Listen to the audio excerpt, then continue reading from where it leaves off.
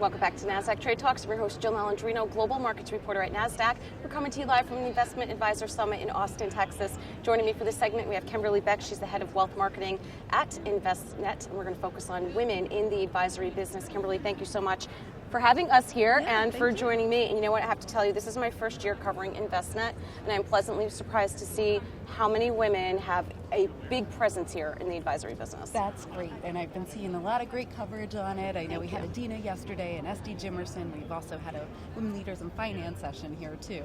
That was really terrific. So. Yeah, I think it's a really interesting trend because when you think of capital markets and trading and so forth, there really aren't as many jobs available. It's either you've got to be in technology or development or not even trading desk jobs are available anymore, but financial planning is a robust area and there is a lot of growth there.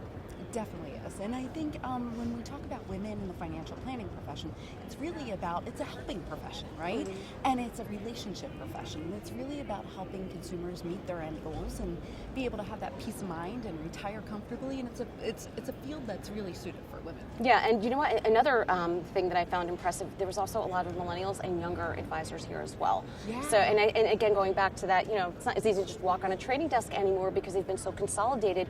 Financial planning is growing. It definitely is. It definitely is. And we have a program called the InvestNet Institute on campus.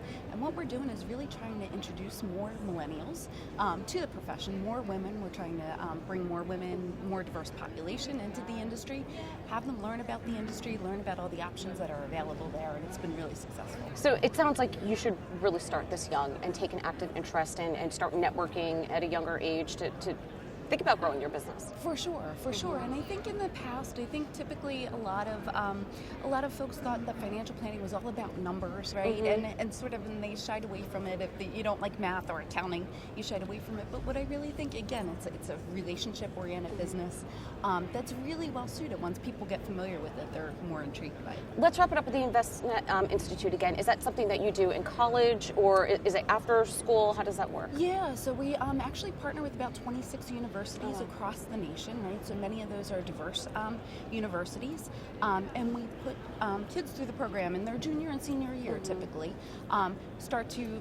We introduce them to the industry, but then also we help them build their resumes and interview skills. So it's a really, really great program that's had a lot of success. All right, Kimberly, thank you so much for joining us. And thanks for joining me throughout the day on Trade Talks. I'm Jill Malandrino, Global Markets Reporter at Nasdaq.